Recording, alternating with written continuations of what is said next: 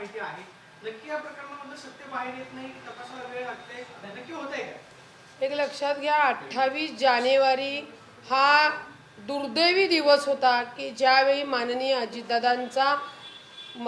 अजितदादांची घटना झाली. तो अपघात आहे का घात आहे याचे पुरावे सातत्याने आम्ही मागतोय.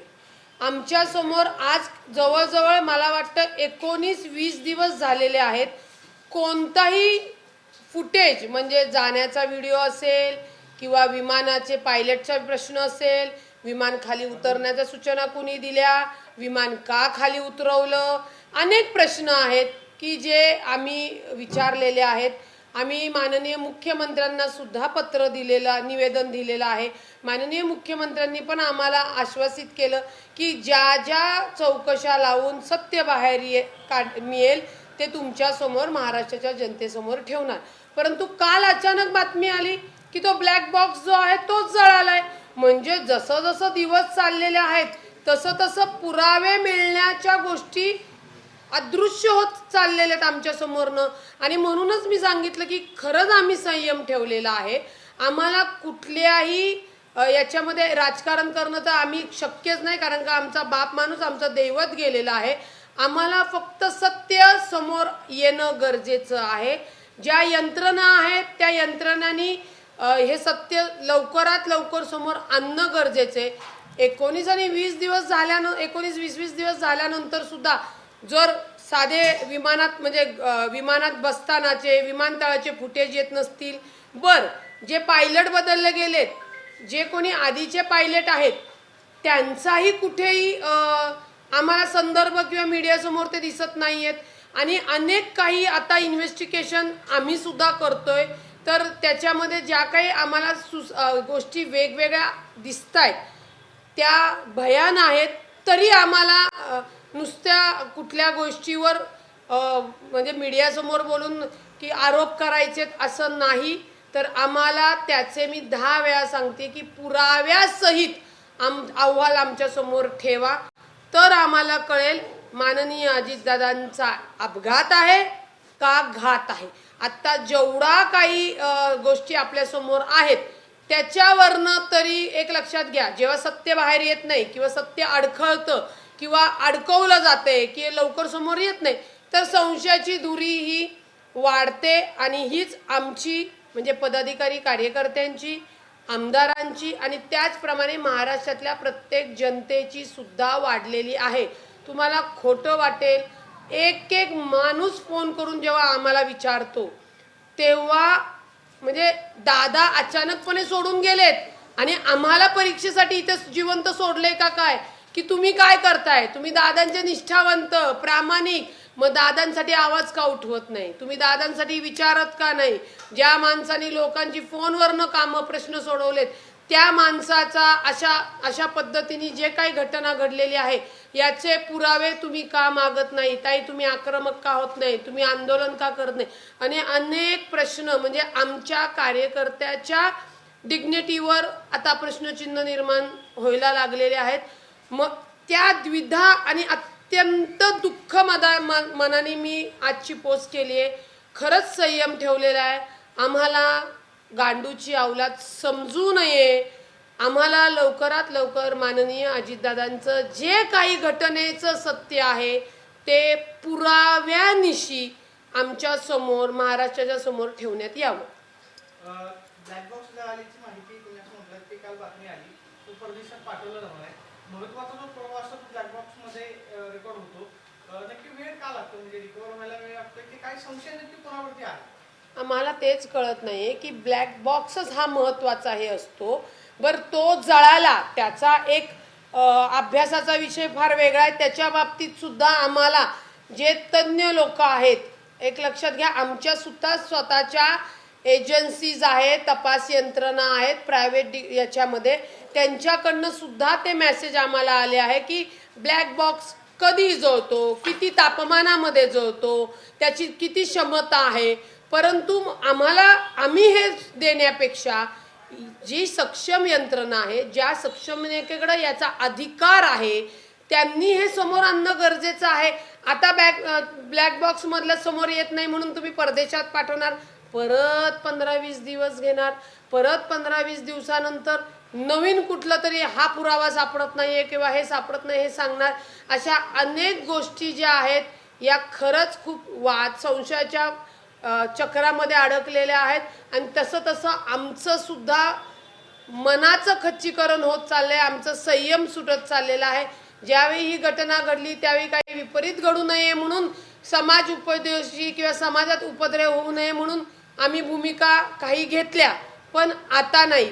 त्याच भूमिकेमध्ये आम्ही की शांतता राहावी, कायदा सुशांतता राहावी, समाजात ते हे वादम उडू नये, लोकांचा काय म्हणतो आपण एक आक्रोश उभा राहू नये, याच्यासाठी अजून आम्ही धीर नाही धरणार. कारण का लोकांमधला आक्रोश आमच्यापर्यंत पोहोचून आता आमच्या कार्यकर्त्यांच्या आणि दादांच्या लोकांवर प्रश्नचिन्ह निर्माण होत आहेत.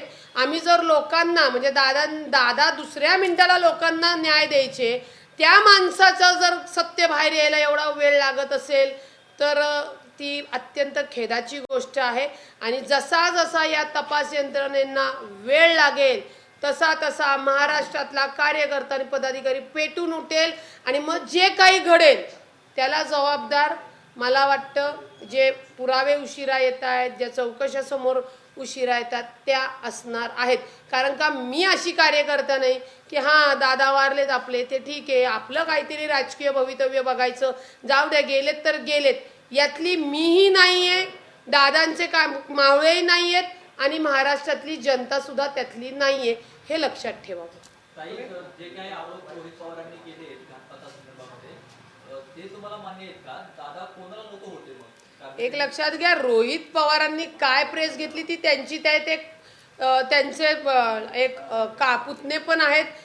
आम्हाला रोहित पवारांनी घेऊ द्या, नाहीतर अजून कोणी घेऊ द्या, नाहीतर अजून तिराईत कोणी घेऊ द्या, त्यातले जे जे लोक बोललेली आहेत ते जर त्या तपास यंत्रणेशी मॅच होणारे असतील किंवा तो तपास माननीय दादांचा समोर येणार असेल तर निश्चित अशा त्या गोष्टींचा विचार केला गेला पाहिजे. पण याच्या मागे एकच उद्दिष्ट आहे की आमच्या अजितदादांचं सत्य, घटनेचं सत्य पुराव्यानिशी समोर आले पाहिजे. विदर्भातील एक नेत्याच्या फाईलसाठी दादा थांबले आणि म्हणून विमान प्रवास त्यांना करावा लागला, नाहीतर ते बाय रोड जाणार होते, असा एक त्यांचा आरोप आहे. हे सगळ्या आरोपाच्या तथ्य पाहता तुम्हाला वाटतंय का की दादा त्या नेत्याला नको होते किंवा हा घातपात सगळा त्या संदर्भात झालेला आहे? मी पुन्हा सांगते, आता त्यांनी कुठल्या आधारे विदर्भाच्या नेत्याचा संदर्भ दिलाय? कारण का एक सत्य आहे की दादांकडं अनेक लोक भेटायला येत होती, त्यांची फोन्स वगैरे पण होत होती. आमच्याच नेत्यांवर जेव्हा आम्ही आरोप करायचा तर माझं असं स्पष्ट मत आहे की त्याला आम्हाला काहीतरी पुराव्याचा आधार पाहिजे. मी पुन्हा पुन्हा या गोष्टी सांगते की आमचे नेते तर सतत दादांना फोन करणे, बोलणे किंवा दादांचं कामच होतं की नागरिकांचे प्रश्न असेल किंवा मंत्रालयातल्या पेंडिंग प्रक्रियेच्या ज्या फायली असतील त्या मार्गी लावणे. त्यामुळे आत्ता तरी रोहित पवारांनी कुणावर आरोप घेतलाय हा माझ्यासाठी महत्त्वाचा प्रश्न नाहीये, परंतु दादांच्या घटनेतील पुरावे कसे समोर येतील हा महत्त्वाचा प्रश्न आहे. आणि जर तसं चौकशीमधले पुरावे आले तर मग त्याच्यावर वक्तव्य करणं योग्य राहील. आता आपण जर म्हणलं नाही यांनी मारलं, नाही त्यांनी मारलं, काही लोक म्हणतील नाही घरातले काही म्हणजे आता समजा 2 पक्ष झालेत, त्या पक्षातल्या लोकांनी दादांना म्हणजे तुतारीच्या लोकांनी दादांना असा त्रास दिला म्हणून असं झालं. ह्या गोष्टी मला वाटतं डायव्हर्ट करण्यासाठी असतील. आपण टू द पॉइंट बोलणं गरजेचं आहे. त्यामुळे या घटनेचे पुरावे तातडीने त्या सक्षम यंत्रणेने, पुन्हा सांगते सक्षम यंत्रणेने, कारण का CID खरंच तो तपास त्यांच्या कार्यक्षेत्रात नसेल तर करू शकणार नाही.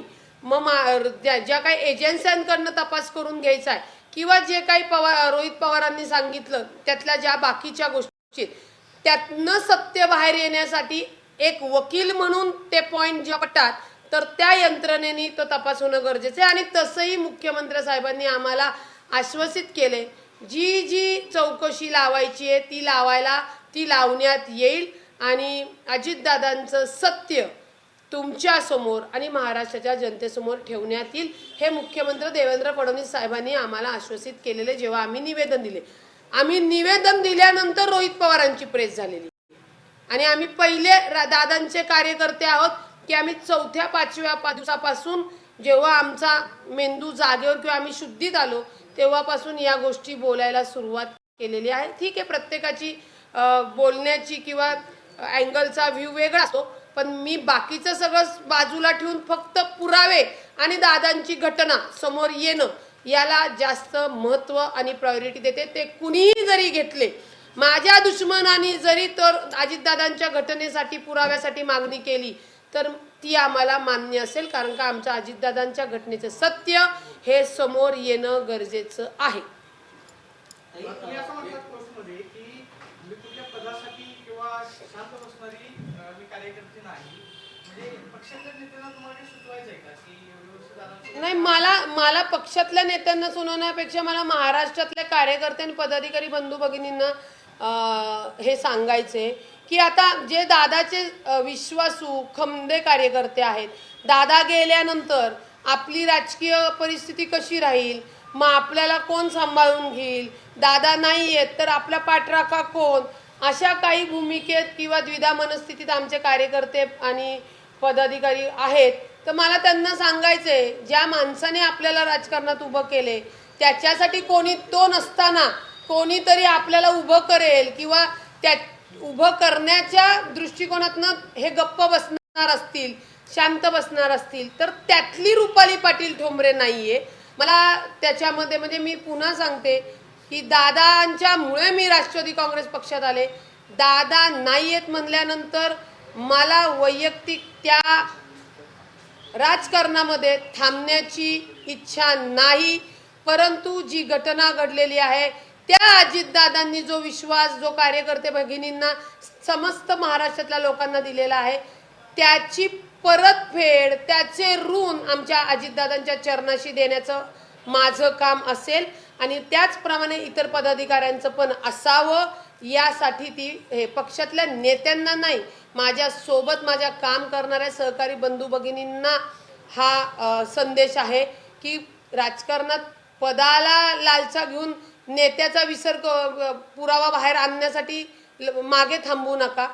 तर ज्या माणसाने आपल्याला नाव रूपाने दिलं, मदत केली, त्याच्यासाठी खुल्या दिल्याने पुढे येऊन ते सत्य समोर आणण्यासाठी उभे राहा, खचू नका, याच्यासाठीचा तो संदेश आहे.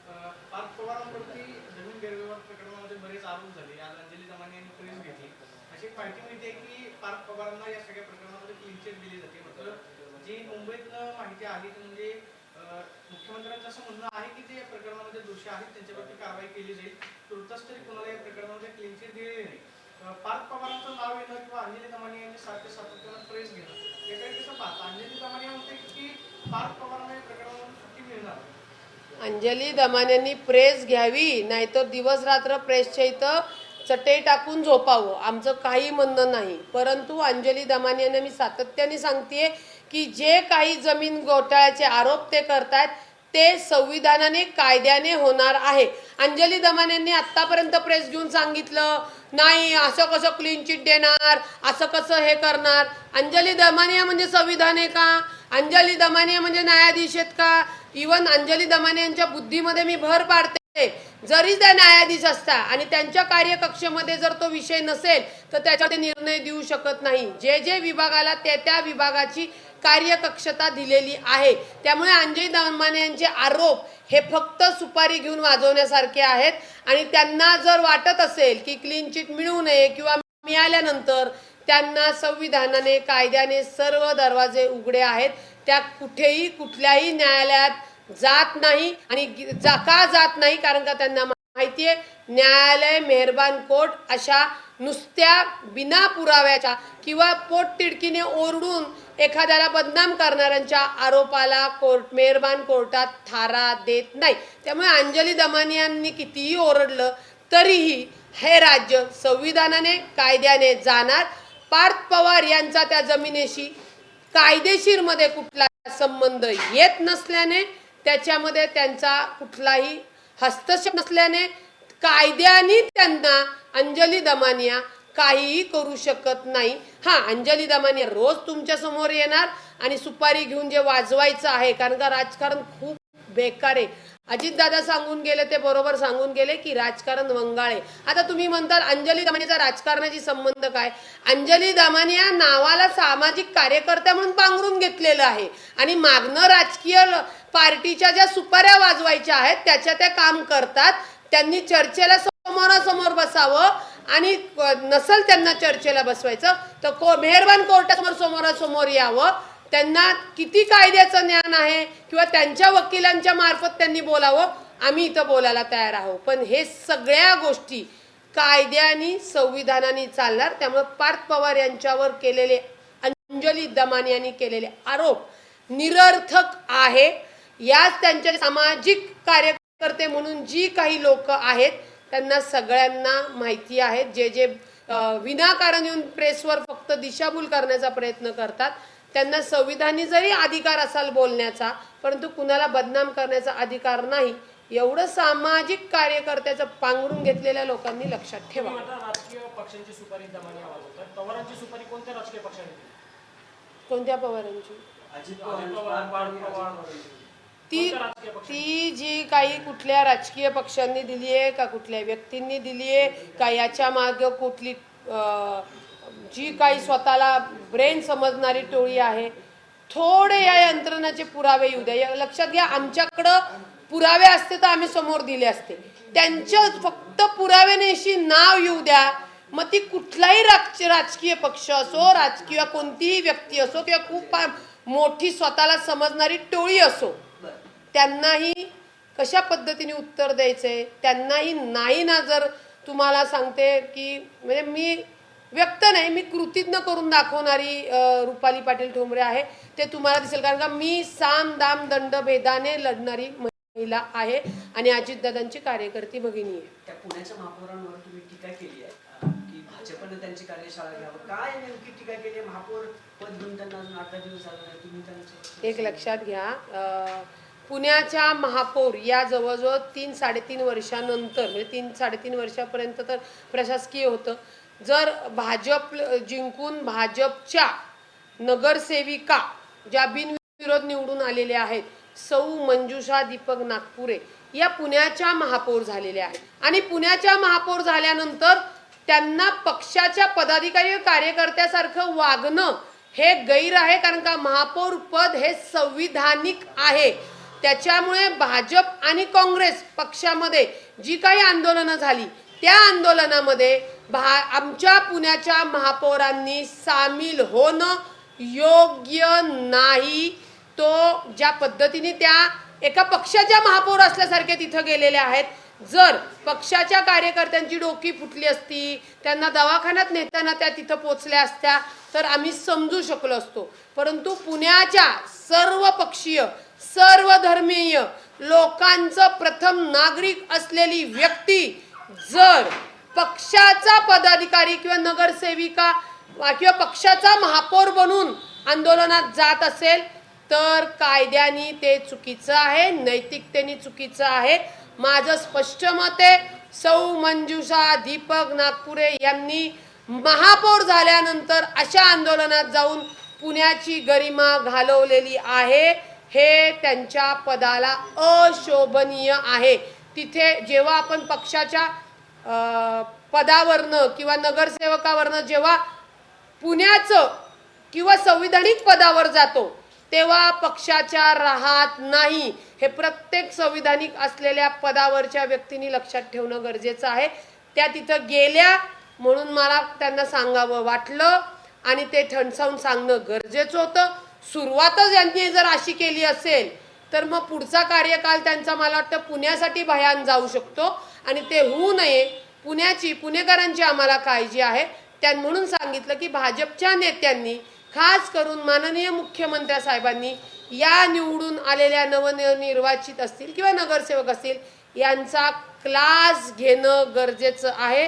त्यांना त्यांचं पद दिल्यानंतर त्यांची कर्तव्य ड्युटी सांगणं अत्यंत गरजेचं आहे. धीरज घाटे जे शहराध्यक्ष आहेत ते असं म्हणाले की ते त्या बाजूने चालले होते, त्यांना गर्दी दिसते म्हणून ते आंदोलनात आले. खोटं बोलतायत. आदल्या दिवशी ते मला वाटतं जे काही ते सपकाळ्यांनी टिपू सुलतान यांच्या टिपू सुलतान यांची छत्रपती शिवाजी महाराजांच्या समकक्षाचा विचार सांगितला. मुळामध्ये छत्रपती शिवाजी महाराजांची तुलना ही फक्त छत्रपती शिवाजी महाराजांशी होऊ शकते. आता हा जो काही अंतर्गत त्यांनी विषय पक्षाचा रंगवला किंवा त्यांना जो काही अजेंडा पक्षाचा किंवा रेलचेल चालवायची होती, त्याच्यासाठी भाजपनी काँग्रेसच्या कार्यालयासमोर आंदोलन घेतलं. तर आंदोलनाला सुद्धा आम्ही आक्रमक आंदोलनं केलेली आहेत. कायद्याच्या बाहेर आक्रमक आंदोलन जर केली बेकायदेशीर याच्यामध्ये तर गुन्हे दाखल होतात, हे साहजिकच आहे. परंतु जी काही फार दगड फेकण्यापासून राजकीय पक्षातल्या नेत्यांनी पात्रताच घालवली. जसं काय एक टोळी आहे आणि त्या टोळीच्या माध्यमातून ही लोक भांडणं करत आहे. जसं शूट आउट लोखंडवाला इकडनं गोली चलाई तिकडनं गोली. आणि कारण काय तर टिपू सुलतानच्या बाबतीतलं, टिपू सुलतान हे म्हैसूरचं संस्थान वाचवणारे, ब्रिटिशांशी लढलेले संस्थान वाचवणारे टिपू सुलतान जे आहेत. आता जे काय असेल हा महत्वाचा वाद आहे का, विषय आहे का? पुण्याच्या विकासावर बोलायचं, पुण्याचा विकास करायचा, ते सोडलं आणि आमच्या महापौरताई तिथं गेल्यात आणि इथनं दगड मारल्या. आता मला माहित नाही दगड पाहिला कुणी मारला आणि कोणाचं. आमच्या समोर तर दगड त्या काँग्रेसच्या कार्यकर्त्याचं फुटलेलं आहे. तर ही संस्कृती नाही आणि छत्रपती शिवाजी महाराजांची तुलना कोणाशी होऊ शकत नाही. मला भाजपला एकच प्रश्न विचारायचा आहे. याच्या आधी सुद्धा छत्रपती शिवाजी महाराजांवर प्रशांत कोरटकर बोलले होते, राहुल सोलापूरकर बोलले होते. त्यावेळी मग एवढ्या मोठ्या पोटतिडकीने रस्त्यावर का नाही कोण उतरलं? तर कोणाला काही पडलेलं नाहीये. त्या फक्त कुठेतरी वादंग निर्माण करायचं, समाज अस्थिर करायचा आणि जी आपण कामं करू शकत नाही त्याच्यावर हे जातीवर कुठंतरी हिंदू मुस्लिम रंग हे करून द्यायचा हा प्रयत्न करू नये. आणि धीरज घाटे जे आहेत हे लक्षात घ्या, दादांत खोटे बोलतात. अख्खा बीजेपीचा जो पक्ष आहे आता त्याला पुरावा पाहिजे तर तुमचेच व्हिडिओ आहेत. असो, पुन्हा सांगते छत्रपती शिवाजी महाराजांची तुलना कोणाशी होऊ शकत नाही. पण ज्या वेळी एखाद्या विरोधा पक्षातला बोलला असेल किंवा त्याला समजवायचं असेल तर अशा पद्धतीने जो काही आंदोलन भाजपने केलं तर स्वपक्षातले जेव्हा सुद्धा अशी त्यांची जीभ सरकते त्यावेळी त्यांच्या कानाखाली मुस्काडात देऊन का नाही बोलत, एवढाच माझा प्रश्न.